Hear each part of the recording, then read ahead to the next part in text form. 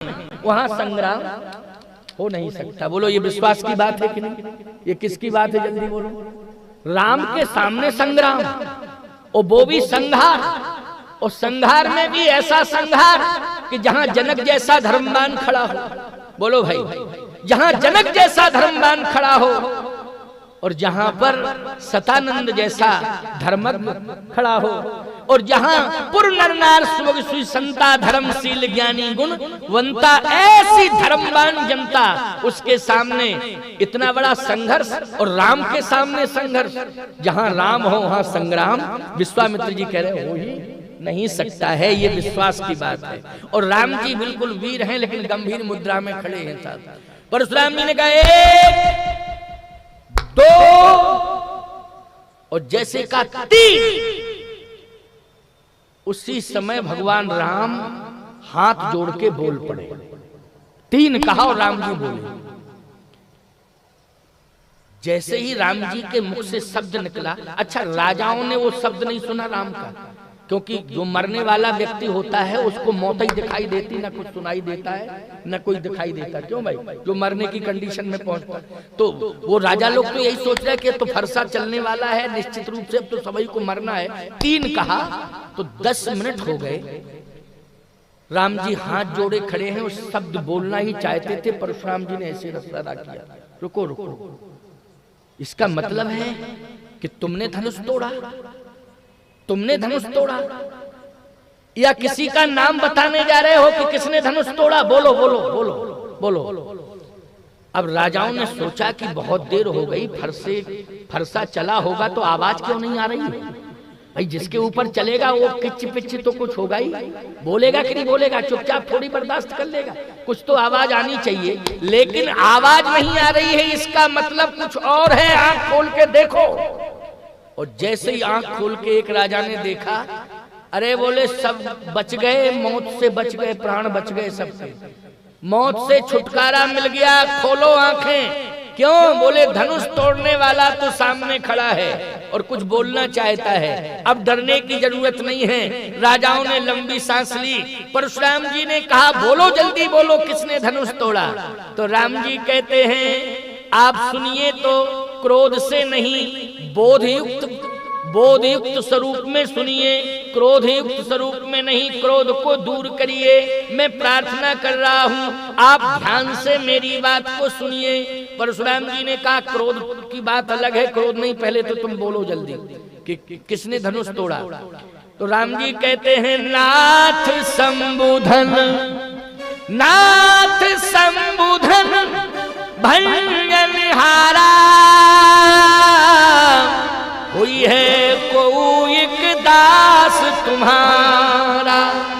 धनुष तोड़ने वाला साधारण नहीं, आपका दास होगा, दास। परशुराम जी ने कहा दास, तो ये बताओ इन सब में कौन दास है? जरा उसको हम समझ तो लें कि तू दास कैसा था जिसने इतनी बड़ी उद्दंडता की। जल्दी बोलो कौन है दास? अब राजा लोग सोच रहे पता नहीं किसको दास मान बैठे, वो मूड में आकर के फरसा दे दे तो मार और जाएगा। स्पष्ट नहीं बोलता है कि मैंने धनुष तोड़ा, ये कह रहा कोई दास होगा। अरे ये कहना चाहिए कि मैं ही दास हूं, मैंने तोड़ा। अरे दास ही कहना चाहिए, कहो मैं ही दास हूं आपका, मैंने ही तोड़ा। हुई है कोई एक दास, कोई एक दास, कोई होगा कोई दास, पता नहीं किसको दास मान बैठे। परशुराम जी ने कहा दास नहीं, वो मेरा शत्रु है, लेकिन उसका नाम बताओ, तुम धनुष किसने तोड़ा, नाम बताओ उसका। अब राम जी ने कहा महाराज कह तो चुका हूं कि कोई दास है, लेकिन आप क्रोध में समझ ही नहीं पा रहे हैं। इतना क्रोध है आपके कि आप दास को पहचान नहीं पा रहे हैं। अगर क्रोध को दूर कर दिया जाए तो दास समझ में आ जाएगा। लक्ष्मण जी ने कहा एक बात बताएं भैया, पूरा 17 तारीख तक ये सम्मेलन हो जाएगा, लेकिन फैसला नहीं हो पाएगा, फैसला नहीं हो पाएगा। क्यों? इसलिए कि आपकी लैंग्वेज और बाबा जी की लैंग्वेज में तालमेल मेल नहीं है। आप दास कह रहे हो, वो समझ नहीं रहे, वो समझ नहीं रहे हैं। अगर आपकी आज्ञा मिल जाए तो हमारी लैंग्वेज और बाबा जी की लैंग्वेज बिल्कुल डायरेक्ट मिल रही है। अगर आपकी आज्ञा मिल जाए तो थोड़ा सा मौका दे दो कि हम बता दें कौन दास है कौन खास है। अगर आप कह दें भगवान थोड़ा कौतुक देखते हैं, मुस्कुरा गए मन ही मन, कहे अच्छा ठीक है तुम्हारा मन है तो कुछ थोड़ा बोल लो। और जैसे ही लक्ष्मण जी थोड़ा सा फ्रंट पर आए, राजाओं ने कहा कि ये क्लियर बोलेगा, हाँ ये बिल्कुल क्लियर बोलेगा, क्योंकि तेज तर्रार है, ये साधारण नहीं है, ये तो बोलता कुछ नहीं है और खड़ा रहता है हाथ जोड़े। सरल तो है, लेकिन इतना सरल होना भी ठीक नहीं है कि समस्या पैदा कर दे सरल। और देखो ये बोल नहीं रहा, पता नहीं समस्या कितनी बड़ी पैदा होती है अगर ये सामने नहीं आता, छोटा वाला गोरा गोरा राजकुमार, तो समस्या पता नहीं फरसा किसके ऊपर चलता। लेकिन आगे आप समाधान हो जाएगा। लक्ष्मण जी जैसे सामने आए, परशुराम जी ने कहा एक बात बताओ, हम समझ रहे हैं कि तुम फ्रंट पर आ गए हो, धनुष तुमने तोड़ा। परशुराम जी बोले ये बताओ तुम्हारा था। परशुराम जी बोले धनुष तुमने तोड़ा। लक्ष्मण जी बोले ये बताओ आपका था, पहले ये बताओ आपका था क्या। परशुराम जी ने कहा मेरा नहीं था, मेरा नहीं था। तो लक्ष्मण जी बोले फिर आपके बाप का था क्या, इतनी बातें क्यों कर रहे हो। परशुराम जी ने कहा मेरे बाप का था, मेरा नहीं था लेकिन मेरे बाप का था। तो आपके बाप कौन है, परिचय दे दो जरा, आपके बाप हैं कौन, परिचय दे दो। कहा मैं ब्रह्मचारी हूं और मेरे विरक्त संस्कार हुए हैं और मैंने भगवान शिव को अपना गुरु माना है। विरक्त परंपरा में जो गुरु होता है वही बाप होता है। बोलो भाई, जैसे हमारे राजस्व रिकॉर्ड में जो बल्दियत डली है वो जन्म देने वाले बाप की नहीं डली है, हमारे गुरु की डली है। किसकी डली है, पिता के स्थान पर नाम किसका है, जन्म देने वाले बाप का नहीं है, गुरु का है। क्योंकि हम ब्रह्मचारी हैं, विरक्त हैं, इसलिए हमने पिता के स्थान पर गुरु का नाम लिखा है। तो मेरे बाप का था धनुष, से तुम ठीक बोल रहे हो कि बाप का था, तो बाप का ही तो था। तो आपके बाप कौन है, का भगवान शंकर। लक्ष्मण जी बोले आपके बाप ही तोड़वाने चले आए, तब क्या दोष है फिर किसी का, आप अपने बाप से ही करिए बात। परशुराम जी ने कहा कि मेरे बाप, यदि शंकर जी आपके बाप हैं तब मैं कह रहा हूं महाराज, ध्यान से सुनना, अगर शंकर जी आपके बाप हैं, शिव जी को आपने पिता माना है, तो इस धनुष को तोड़वाने में जिम्मेदार भगवान शंकर है। और यदि इसकी पुष्टि आपको चाहिए तो आप अपने पिता से पूछो, अपने बाप से पूछो जाके। परशुराम जी ने कहा कि अगर ये सत्य है तो इस समय तो मेरे बाप विश्राम कर रहे होंगे, अब कल ही पूछेंगे उनसे। क्यों भाई, क्योंकि 9:15 बज गए हैं, अब क्लियर करेंगे कि हाँ। और ये बात बिल्कुल सत्य है कि धनुष को तोड़वाने में शंकर जी की भूमिका, किसकी भूमिका है, भगवान शंकर की भूमिका है। इसलिए ये कन्फर्म है कि शिव जी का धनुष है, वो तोड़वाने वाले कौन है, भगवान शिव हैं। और सत्य है ये। अब शिव जी हैं धनुष बेटी, किसी को भी क्रोध आ जाए प्यारे, अगर बेटी सामने आ जाए तो क्रोध करुणा में बदल जाता है। बोलो बदल जाता है कि नहीं बदल जाता है। और खास तौर से छोटी उम्र की बेटी हो तो कह नहीं क्या, बोलो छोटी उम्र की बेटी हो, क्रोध करुणा में बदल जाएगा कि नहीं बदल जाएगा।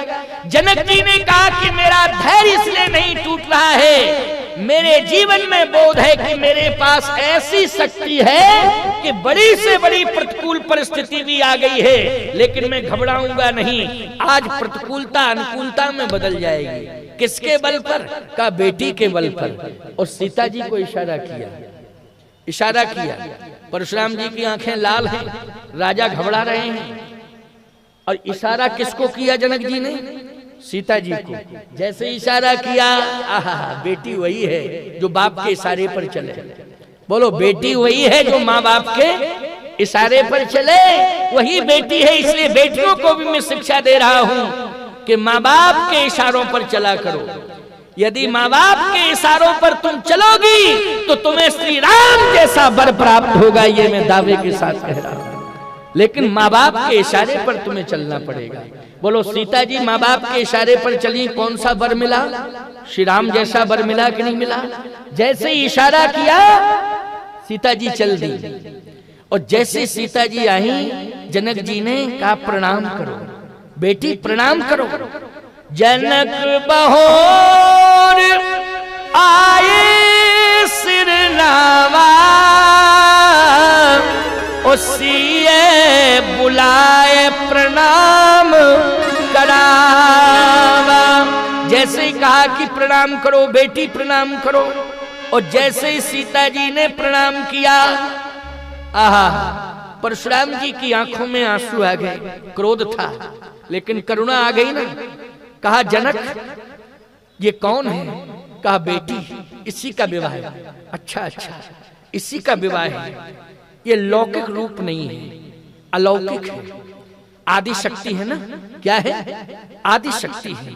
का इसी बेटी का विवाह है। हाँ, आंखों में आंसू आ गए और वाणी को रोक नहीं पाए परशुराम जी। कह दिया अखंड सौभाग्यवती भव। अब बोलो भाई, 50% मामला निपट गया कि नहीं निपट गया? बोलो भाई, आशीर्वाद दे दिया है, क्या आशीर्वाद वापस लिया जाएगा? जो वचन दे दिया है उसको वापस किया जाएगा क्या? अखंड सौभाग्यवती भव। ईमानदारी से बताओ, ये क्रोध से समस्या का समाधान हुआ कि बोध से हुआ? हुआ बोध से कि नहीं हुआ? इसलिए घबराने की जरूरत नहीं है, बिल्कुल मत घबराया करो।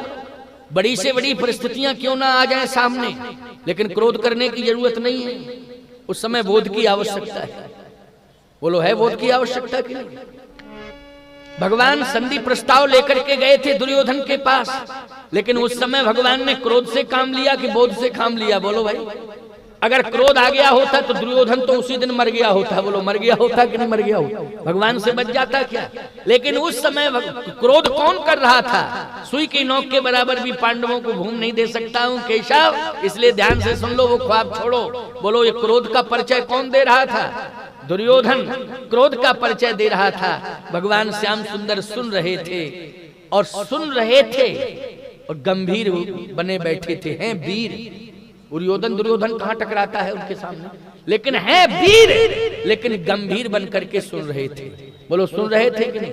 और ये क्रोध की भाषा बोल रहा था। ईमानदारी से बताओ, विनाश हुआ कि नहीं हुआ?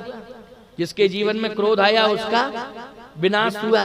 इसलिए मैं कहता हूं, क्रोध पाप कर मूल। क्रोध के द्वारा ही विनाश की सृष्टि का सृजन होता है। ये विनाश की सृष्टि का सृजन कौन करता है? क्रोध करता है। इसलिए क्रोध पर नियंत्रण रखो। जैसे ही जनक जी ने प्रणाम कराया, अखंड सौभाग्यवती भव, परशुराम जी ने आशीर्वाद दिया। जनक जी महाराज ने लंबी सांस ली, का आधा समाधान तो हो गया।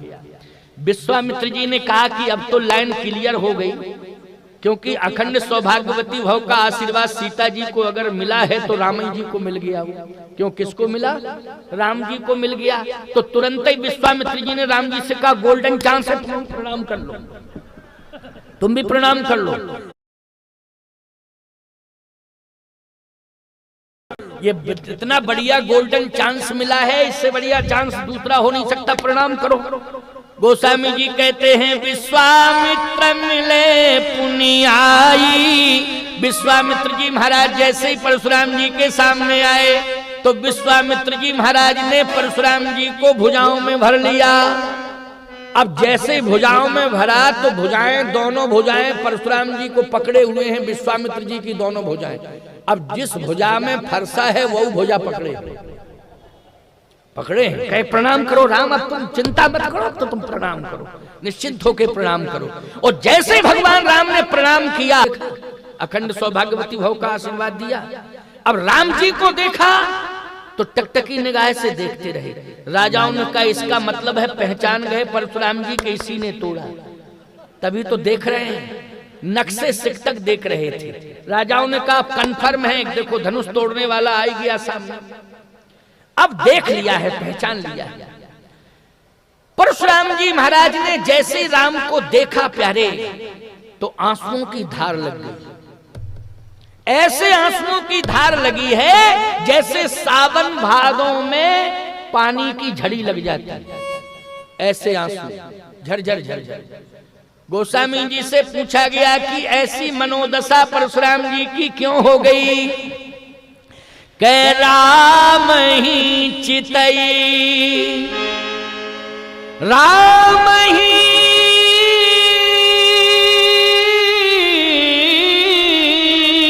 चितई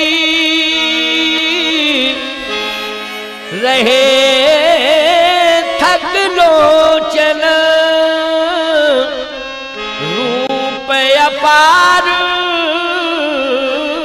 मार मदमोचन। श्री राम जी को टकटकी निगाह से देख रहे हैं और कहते हैं ऐसा रूप मैंने अभी तक देखा नहीं। लेकिन एक बात बताएं, परशुराम जी ब्रह्मचारी हैं और ब्रह्मचारी का रूप पर आकर्षित होना ये उचित नहीं। बोलो भाई, ब्रह्मचारी रूप पर आकर्षित हो ये उचित नहीं। लेकिन परशुराम अगर तुम रूप पर आकर्षित हो रहा है तो ये लौकिक रूप नहीं है, ये भी अलौकिक रूप है। सीता जी का भी अलौकिक रूप है और राम जी का भी अलौकिक रूप है। बोलो है कि नहीं? राम जी का और सीता जी का लौकिक रूप नहीं है, अलौकिक है, अलौकिकता है। परशुराम आज मैं किसको देख रहा हूं, ये लौकिक रूप नहीं है, ये तो अलौकिक रूप है। इसका मतलब है कि ब्रह्मचारी रूप पर आकर्षित नहीं होता है, क्योंकि संसार का रूप किसी ब्रह्मचारी को आकर्षित नहीं कर सकता है। यदि ब्रह्मचारी किसी के रूप पर आकर्षित होता है तो वो जगत का रूप नहीं, वो तो जगदीश का रूप हो सकता है, क्योंकि जगदीश पर ही उसका आकर्षण रहता है। आज परशुराम क्या तेरे सामने जगदीश आ गया? आज तू किसको देख रहा है? भगवान राम हाथ जोड़े खड़े हैं, साहब वीर हैं लेकिन हैं गंभीर, हाथ जोड़े खड़े हैं। परशुराम जी महाराज टकटकी निगाह से देख रहे हैं और फिर धीरे से कहते हैं, बालक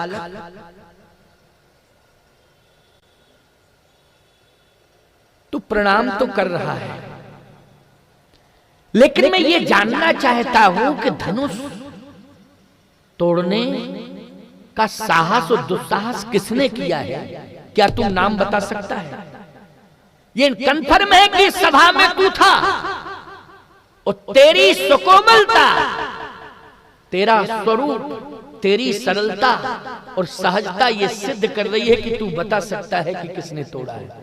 एक बात आपको बताएं, किसी छोटे बच्चे से झूठ बोलने का रिहर्सल करवाओ तो जिस तरह से रिहर्सल करवा रहे हो वो न बोल करके वो वास्तविकता बोलेगा।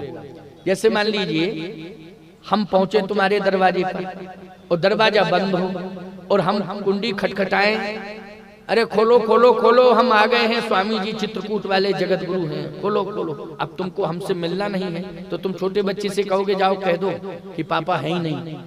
अब ये तो कह दिया, वो आएगा और तुरंत कहेगा स्वामी जी पापा कह रहे, जाओ कह दो पापा है नहीं। क्यों, यही कहेगा कि नहीं कहेगा? वो बिल्कुल कन्फर्म है कि यही कहेगा, वो ये नहीं कहेगा पापा है नहीं, वो अपनी सत्य बात कहेगा। बालक तुम इस सभा में मौजूद रहे, मैं ये जानना चाहता हूं, तुम्हारे रूप को देख करके मैं बलिहार हो गया हूं, तुम्हारी सरलता सहजता से आज मैं प्रभावित हूं, मेरा क्रोध करुणा में बदल गया है। लेकिन मैं ये जानना चाहता हूं कि तुमने देखा है धनुष टूटा है, लेकिन तोड़ा किसने है उसको बता दे। राजाओं ने कहा इसका मतलब है कि मरना हम ही लोगों को है, क्योंकि जिसने तोड़ा है जब सामने पहुंच गया है फिर भी विश्वास नहीं हो रहा, उसी से पूछा जा रहा किसने तोड़ा। अब पता नहीं मूड में आवे किसका नाम बता दे कि किसने तोड़ा। लेकिन राम जी वीर हैं, गंभीर हैं, बोले कुछ नहीं, बोले कुछ नहीं।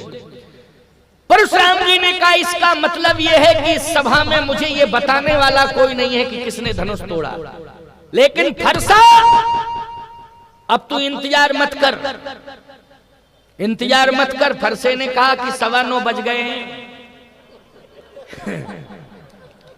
अब इंतजार, परशुराम जी ने कहा कि मैं कहता हूं, अब देखो 10 मिनट की बात है, इसको जरा सुन ही लो, क्योंकि सुना दे 9:06 हुए हैं अभी अभी, है ना, 9:06, 9:15 नहीं हुए, हम गलती देख गए थे। तुम्हारी घड़ी में 9:15 तो नहीं बज गया किसी घड़ी में?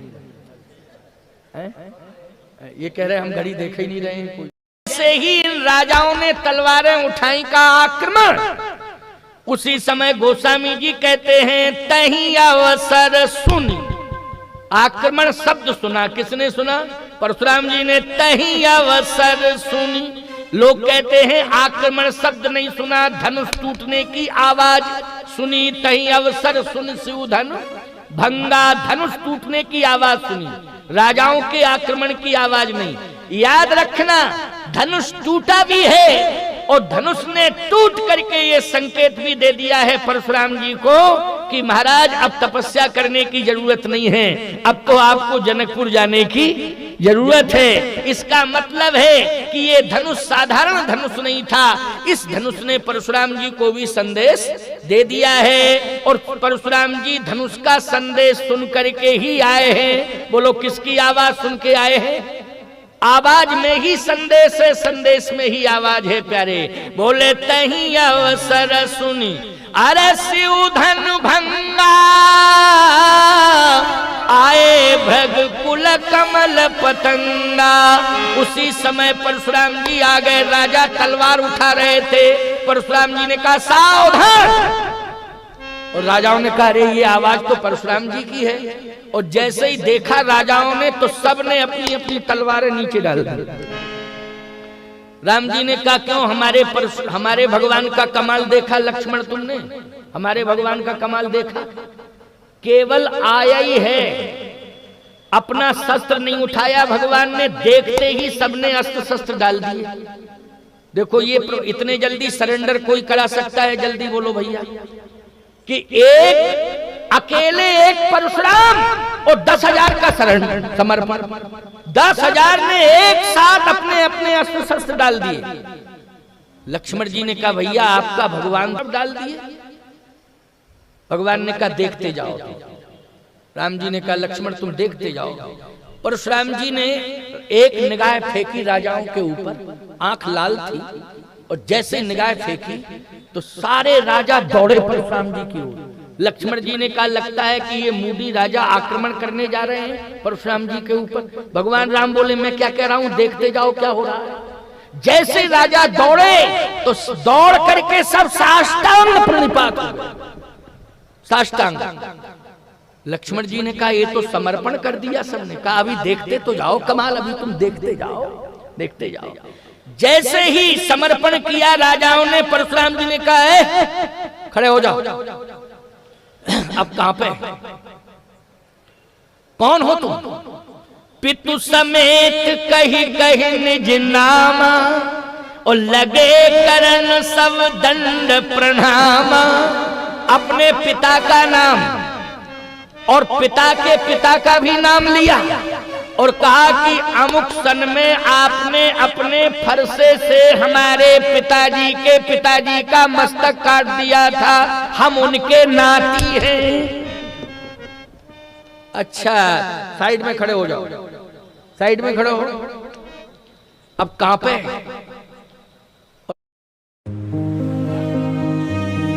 इस ट्रक में सिर्फ अनाज नहीं, इस देश के कई लोगों के अरमान और सपने भी चलते हैं, और हमारा काम है उन्हें सुरक्षित उनकी मंजिल तक पहुंचाना।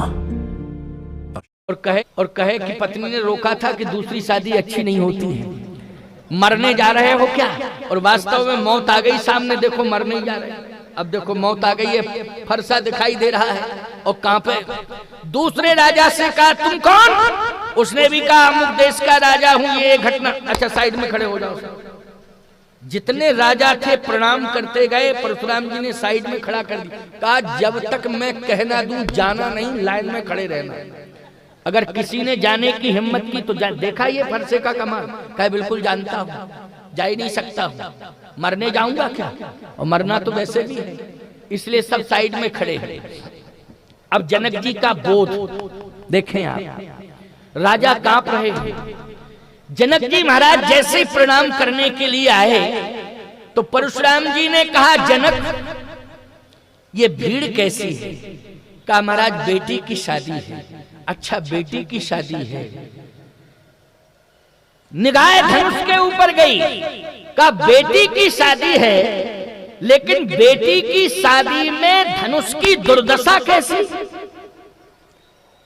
कौन ऐसा उद्दंड व्यक्ति आया जिसने तुम्हारी बेटी की शादी में यह दुस्साहस किया कि धनुष को तोड़ दिया? विवाह से धनुष का क्या लेना देना था, लेकिन उसका नाम बताओ किसने तोड़ा? कौन था उद्दंड? इन्हीं सब में कोई था क्या? ये बताओ किसने तोड़ा? एक राजा बोला बहुत अच्छा हुआ जो हम लोगों ने तोड़ा नहीं। अच्छा ही हुआ, जो काम होता है वो अच्छा ही होता है। अगर तोड़ देते तो ये मुसीबत सामने आ रही थी। देखो, इसका मतलब है कि प्राण बच गए।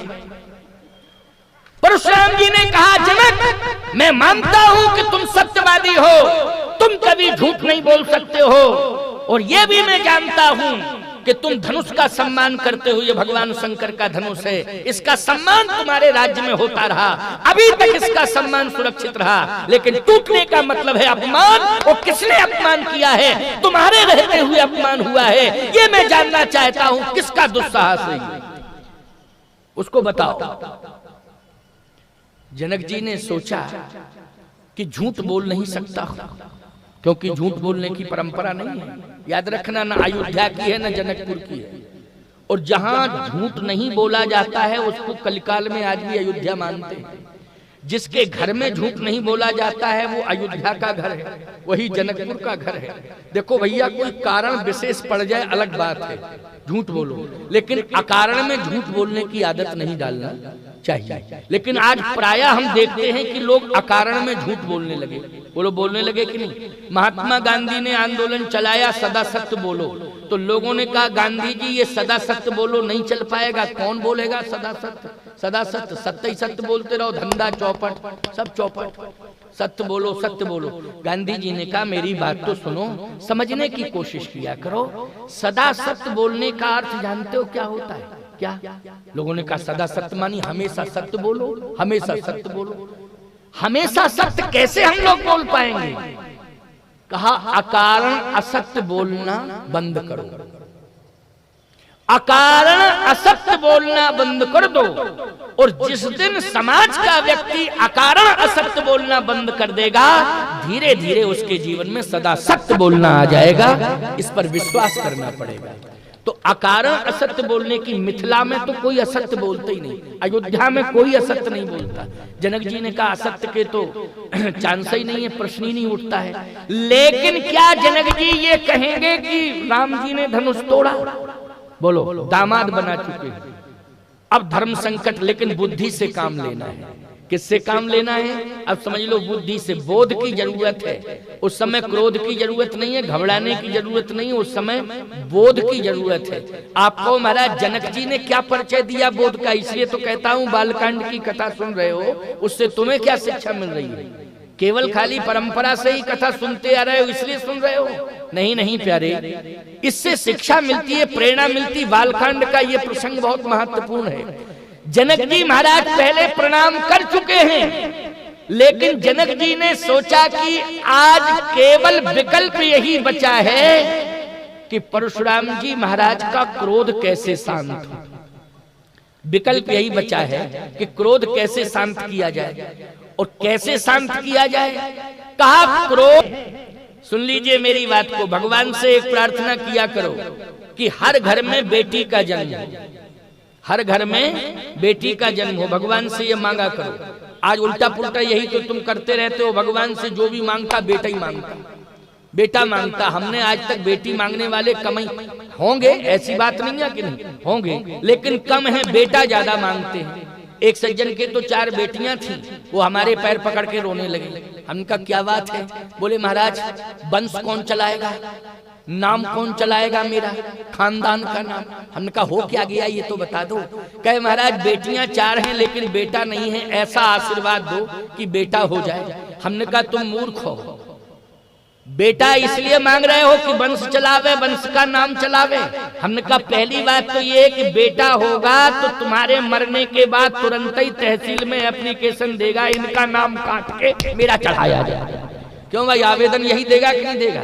हमने कहा कोई भी बेटा आज तक किसी तहसील में एप्लीकेशन आवेदन दिया हो कि मेरे पिताजी भले ही मर गए, उन्हीं का नाम चढ़ा रहे, हमारा नाम रिकॉर्ड में ना आए, उनका रिकॉर्ड बदस्तूर सुरक्षित रहे, लेकिन नाम। मैंने कहा सावधान, बेटियां अगर तुम्हारे घर में 4-4 हैं तो इस बात को समझ लो कि बेटी जिस घर में जिस दिन पैदा होती है उसी दिन उस घर में यज्ञ का भूमि पूजन हो जाता है प्यारे। वो पिता समझ लेता है कि अब मुझे बेटी का विवाह करना है। बेटी का विवाह बोलो यज्ञ है कि नहीं? बेटी का विवाह क्या मानते हो? यज्ञ मानते हो। अगर 4 बेटियां भगवान ने दी हैं तो 4 यज्ञ तुम्हारे हाथ से होंगे। बोलो होंगे कि नहीं होंगे? इसलिए मैं कहता हूं कि बेटी जरूर भगवान से मांगो। आज जनक जी कहते हैं कि मेरा धैर्य नहीं टूट रहा है इसलिए कि मेरे पास संतुलन बनाने के लिए बहुत बड़ी शक्ति है, इसलिए मेरा धैर्य नहीं टूट रहा। ये